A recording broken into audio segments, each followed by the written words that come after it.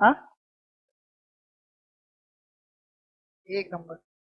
भैया, तो आज की क्लास में जैसा कि आपको पता है, एक टॉपिक अभी प्रोग्राम आपका बाकी है और उस प्रोग्राम को कहते हैं फिबोनाची। क्या कहते हैं? फिबोनाची। फिबोनाची सीरीज मुझे प्रिंट करनी है यूजिंग रिकर्शन। किसका यूज करना है हमको? हमको रिकर्शन का यूज करना है। फिबोनाची सीरीज आए लेकिन with the help of recursion. Recursion technique को हमको अप्लाई करना है अपनी फिबोनाची सीरीज में। क्या करेंगे सर? पहले तो हमें यह पता होना चाहिए कि हम नॉर्मल कैसे बनाते थे। हमें पता है sir, 0 1 1 2 3 dot dot N, nth term है ये। nth क्या है? टर्म। सर जो ये nth टर्म है, ये हमको यूजर से लेना पड़ेगा। जो ये टर्म है वो कौन लेगा? यूजर इनपुट होगा। वो क्या होगा? यूजर इनपुट होगा। अब ये यूजर इनपुट होगा तो यूजर ने अगर सपोज n की वैल्यू यूजर ने दी है 5, तो मेरा पहला टर्म, दूसरा, तीसरा, चौथा, पांचवा, मतलब आपकी 1 से लेकर के 3 तक की सीरीज आपकी प्रिंट हो जानी चाहिए। ठीक है? 1 से लेकर के 3 तक ये सीरीज आपकी आ जानी चाहिए। अब ये है आपका फर्स्ट टर्म, हम जानते हैं। ये आपका सेकंड टर्म है। इन दोनों का एडिशन ही हमारा बन जाता है नेक्स्ट टर्म। अब रिकर्शन ये कहता है कि हम मिनिमम वेरिएबल पर काम करेंगे। तो हम इतने सारे अगर वेरिएबल लेंगे तो रिकर्शन का यूज ही क्या है? फिर ना होता रिकर्शन अगर इतने सारे वेरिएबल ही लेने हैं। तो हम एक काम करेंगे, लूपिंग की फंक्शनैलिटी, कि सर लूपिंग आप यूज नहीं करेंगे, मना किया है। लूपिंग को आप यूज नहीं करेंगे। क्या नहीं करेंगे? यूज नहीं करेंगे। किसके अंदर नहीं करना है? आपको रिकर्सिव फंक्शन के अंदर। रिकर्सिव, जहां पर आपको रिकर्सिव फंक्शनैलिटी प्रोवाइड करनी है, वहां पर आप क्या नहीं करेंगे? रिकर्शन का, लूपिंग का यूज नहीं करेंगे। बट जहां से फर्स्ट टाइम कॉलिंग फंक्शन होगा, वो आपका लूपिंग के अंदर से हो सकता है। सर, अ कॉलिंग फंक्शन, जो कॉलिंग फंक्शन है वो can be called inside the loop. Can be called inside the loop. Inside the loop. Inside the loop. Clear? Loop के अंदर से जो कॉलिंग फंक्शन होगा वो कर सकता है, जो मेन के अंदर जो होगा ना वो कर सकता है। बट जब फंक्शन आपस में ऑटोमेटिक कॉल करने लग जाएगा तो वो हमारा क्या नहीं होगा? वहां लूपिंग नहीं कर सकते। तो हम एक आइडिया बनाएं कि सर कैसे चलना है। क्यों ना हम यूजर से ये बोलें कि फिब नाम का फंक्शन है जो आपको इंटीजर एज ए लेगा, एक टर्म, और हमको इंटीजर ही रिटर्न करके दे। एक बार में एक टर्म हम उस फंक्शन से मांग लें, एक बार में कर लेगा ऐसा काम। हमने यहां पर एक इंट टाइप का ऐसा हमने बोला कि सर अगर ऐसा डिक्लेरेशन कर दें, अगर हम डिक्लेरेशन में ये चीज कर दें, ये चीज अगर हम मेथड के मतलब फंक्शन के डिक्लेरेशन में कर दें तो हमें थोड़ा सा आसान हो जाएगा। क्या? ये तो आपने किया, लेकिन ये तो डिक्लेरेशन हो गया। कॉलिंग कैसे करनी है? कॉलिंग के लिए मैं न्यू स्लाइड कर लेता हूं। सर आपने इंट और फिब नाम का फंक्शन बनाया था जो इंटीजर ले रहा था। अब कॉलिंग हम इसकी क्या करा दें? फॉर लूप में कर लें। सर प्रोग्राम ही बना देता हूं मैं। आप इसके बाद वाइड मेन कर लेते हैं। क्या कर लेते हैं? Wide main. अब आप यहां से एक इंटीजर n ले लेंगे और एक आप चाहें तो रिजल्ट भी ले सकते हैं। एक i वेरिएबल ले लो, इंट i। ठीक है? अब देखते हैं, अगर नीड पड़ेगी तो हम ले लेंगे। ठीक सर, हमारे पास एक प्रिंटफ स्टेटमेंट चलाना पड़ेगा हमको। प्रिंटफ में हमें यूजर से एक नंबर लेना पड़ेगा कि enter term of series. Enter term of series आपको लेना पड़ेगा।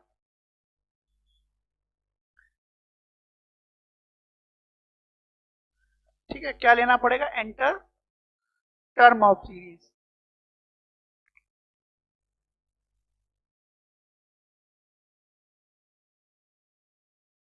अब स्कैनएफ में इसको आप स्कैन करा लेंगे, %d एड्रेस ऑफ n। अब मैं फॉर लूप लगाता हूं, इसी फॉर लूप में बोलूंगा कि भाई साहब आपको वन टर्म से चलना है और आई हमारा less than or equals to N तक जाएगा और आई प्लस प्लस होकर के, मैंने बताया इसके अंदर आप फिर को कॉल कर लो, चाहो तो किसी वेरिएबल में स्टोर कर लो या फिर आप डायरेक्ट, या तो आप डायरेक्ट ऐसे चाहो तो एक वेरिएबल आपका एक यूज हो जाएगा, ये कॉल हो गया और यहीं पर आप प्रिंट कर दो, यहीं पे क्या कर दो, आप यहीं पे प्रिंट कर दो, लाइक पीटी लगा दो। पीटी मतलब प्रिंट में शॉर्टकट लिख रहा हूं, %d और आई को प्रिंट करा लो, एक वेरिएबल ले लो आप यहाँ पर एक रिजल्ट नाम से, RES नाम से, तो वो RES में स्टोर हो जाएगा और RES में यहाँ क्या करा दो, RES में प्रिंट करा दो। इतने में कोई दिक्कत नहीं होगी मेरे हिसाब से, यहाँ तक कोई दिक्कत है? हमने गेट ch करा लिया क्योंकि हमारा पूरा एक फंक्शन दे देगा। अब आ जाती है बात डेफिनेशन की। अब जो मेन बात है वो है डेफिनेशन की, कि हम इसको डिफाइन कैसे करेंगे। तो डिफाइन में हमने बहुत ज्यादा कुछ नहीं किया है, बट थोड़ी सी ट्रिक अपनाई है कि हम यहाँ पर तो बोल देंगे इससे कि भैया इंट fiv नाम का फंक्शन है जो इंट m करके ला रहा है मेरे पास, जो ये i है यही i आपका यहां से जाकर के यहां पर पेस्ट हो जाएगा। एक बार में i1 आया, n आपने 5 लिया, मान लो 5 तक जाएगा पहला टर्म। अच्छा ये बताओ पहला टर्म होता क्या है?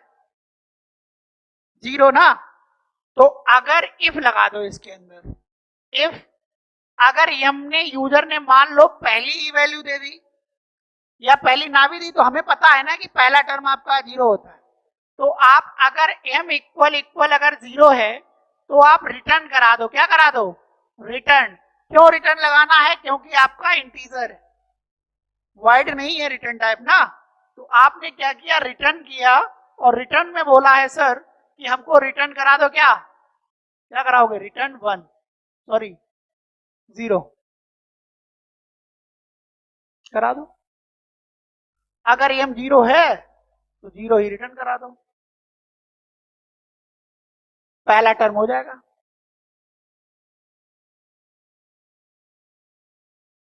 गलत कर रहे हो, गलत कर रहे हो डियर, वहां से जब 1 आएगा ना तो हमको रिटर्न 0 कराना है, पहला टर्म, पहला टर्म आपका 1 होना चाहिए। एक मिनट, नहीं हमें पता है ना पहली बार में 1 ही आएगा। इधर देखो भैया,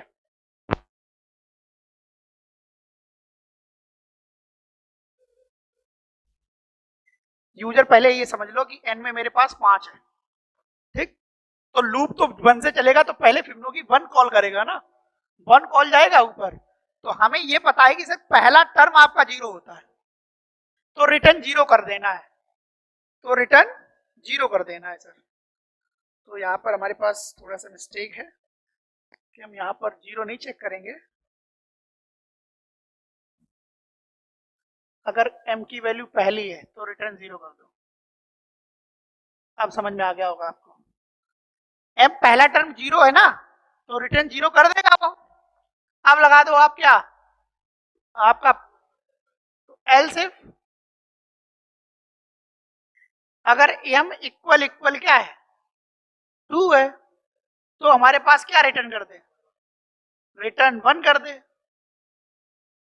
अब एल्स लगा दो इसका, एल्स इफ भी लगा सकते हो, ठीक है, नहीं तो बाद बाकी क्या है, ऐसे देखो बातें दोनों सही हैं, अगर m ग्रेटर देन अगर 2 है तभी तो ये काम करेगा, अगर हम ये कंडीशन ना भी लगाएं तब भी एल्स तभी तो आएगा जब वो 2 नहीं होगा।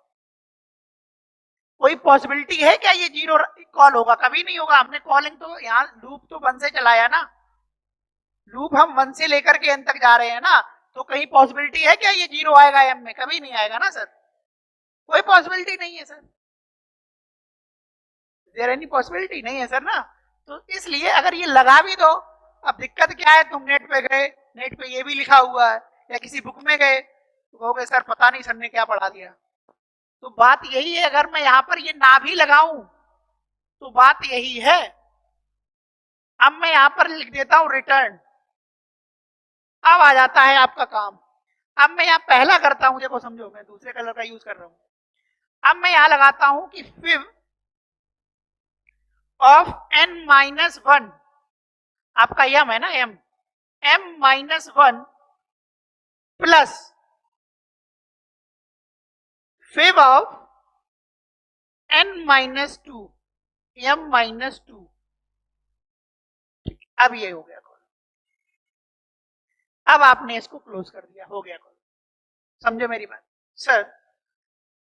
हुआ क्या समझना, एक अच्छा सा ट्री बनेगा यहाँ पर, उस ट्री को थोड़ा सा समझने की कोशिश करना। यही समझा दूं या इधर समझा दूं? इधर समझा दूं। ये एरिया ज्यादा रहेगा, मैं इधर ड्राई रन निकाल रहा हूं, ये एरिया सबसे बेस्ट रहेगा।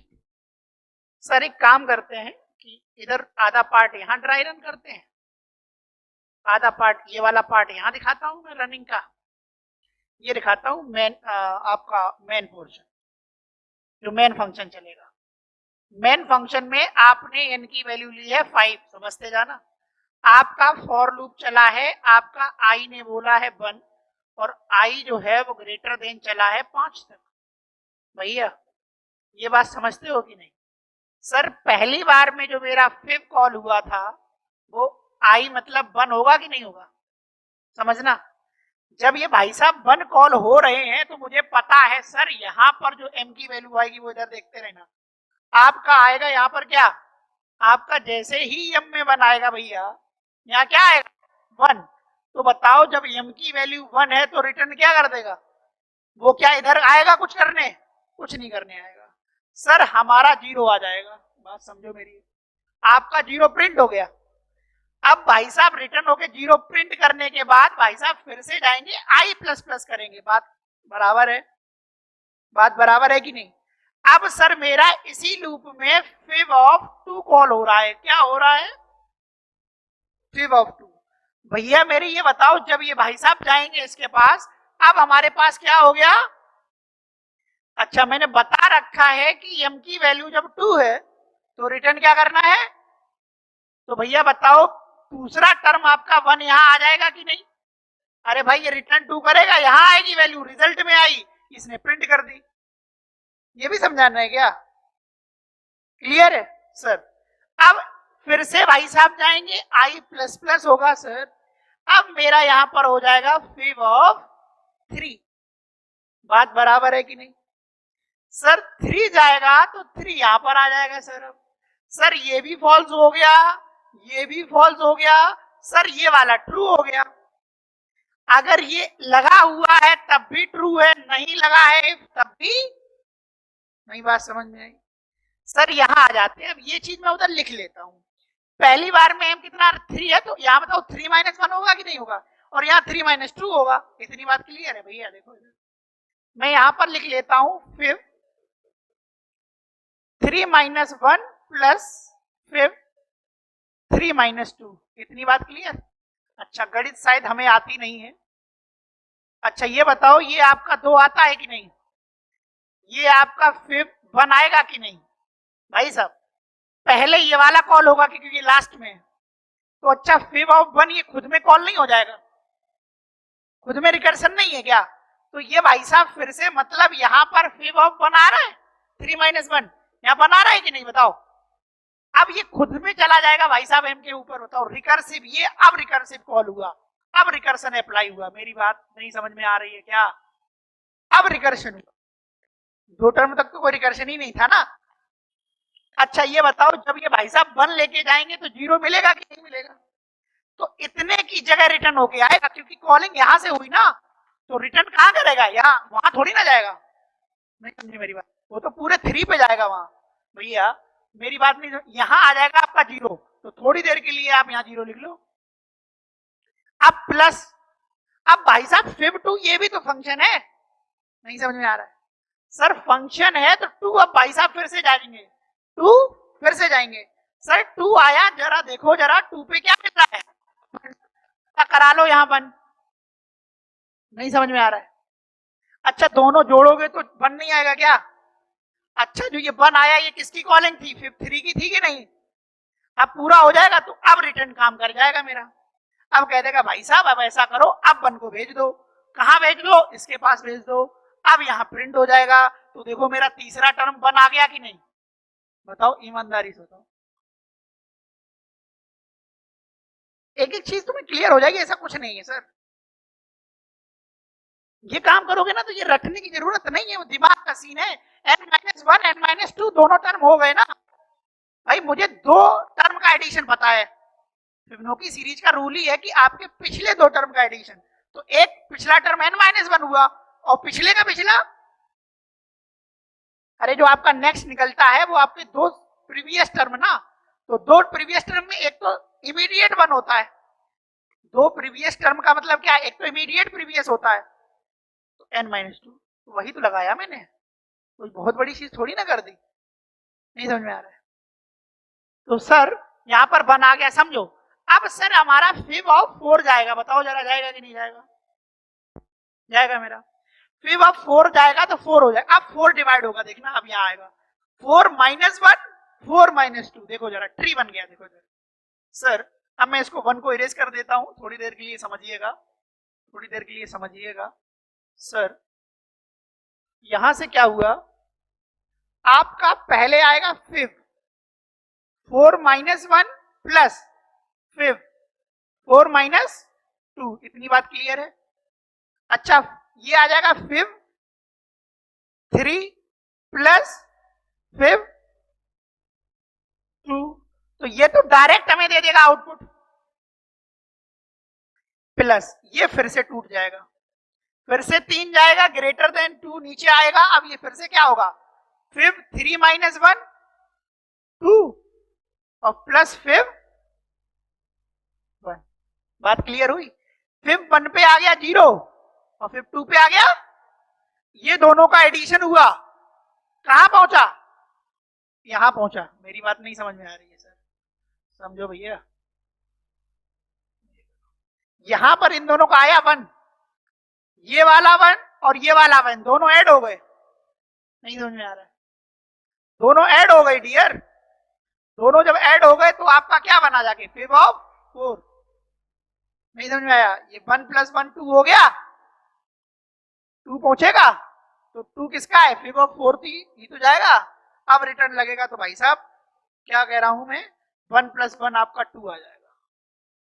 तो देखो 1 2 3 4 चौथा टर्म आ गया, आएगा कि नहीं आएगा? फिर से ट्री ऐसे ही बनेगा, फिर और डिवाइड हो जाएगा। ये समझ पा रहे हो कि नहीं? ठीक है, वो कैसे बनेगा वो और समझ लो, ठीक, समझ में आ गया होगा यार, इसको कुछ है नहीं उसमें। कम से कम इसी बहाने करोगे, ठीक करना है, कम से कम इसी बहाने से कुछ करोगे जाके घर पे। ट्री बनाना है बस, और कुछ नहीं करना है। ये ट्री है, ट्री अगर लगा लिया तो बस मजा आ जाती है इसमें। सर मेरे पास फिब 5 आया था, ऐसे करा करना, फिब 5 आया, चला कैसे, फिब 4 प्लस फिब 3, फिर से ये गया फिब 3 और फिब 2, प्लस बीच में लगा देना, फिर से ये गया, समझ रहे हो कितनी बार कॉल हो गई? डीएस में पढ़ते हैं ये, है ना? फिर से ये टूटेगा, अब पीछे से नीचे से जाते जाते ऊपर एडिशन हो जाएगा, ठीक, छाप लो, अब क्लियर हो जाएगा ना? सबसे बड़ा महारथी है ये प्रोग्राम, रिकर्शन। हाँ, पहली कंडीशन सेट करने में थोड़ा टाइम लगता है, 0-1 में कोई दिक्कत नहीं, सीधी सी बात है, रट्टा मार के कोई आता नहीं है। हमारे जैसा टीचर तो आते ही नहीं। कि हमें पता है कि अगर मैंने प्रोग्राम गलत किया तो तुम उससे ज्यादा अच्छा समझोगे। जिस प्रोग्रामिंग लैंग्वेज में टीचर एक बार दोबारा से एक्सप्लेनेशन करता है, थोड़ा सा फंसता है, ये मेरा एक्सपीरियंस रहा है, वो चीज ज्यादा स्टूडेंट को समझ में आती है। पता क्यों? क्योंकि एक बार टीचर एफर्ट लगाने के बाद फिर वो कहता नहीं बेटा यहाँ से थोड़ा गलत हो रहा है, तो फिर बच्चा फिर से अटेंशन में आ जाता है। समझ पाए? वो चीज ज्यादा, ये वही वाली चीज है कि एक बार हमने गलती से थोड़ा सा बाइक फिसली थी, तो अब मुझे पता है कि जब वैसी कभी सरफेस मिलेगी तो वहां हमारी गाड़ी ऑटोमेटिक स्लो होगी, क्योंकि पुराना एक्सपीरियंस रहा है मेरा। तो जितने ज्यादा आप एरर करोगे, जितनी ज्यादा आप गलतियां करोगे, उतने अच्छे आप प्रोग्रामर बनोगे। आ गई प्रॉब्लम समझ में? Recursion over. हम लोग चलते हैं अब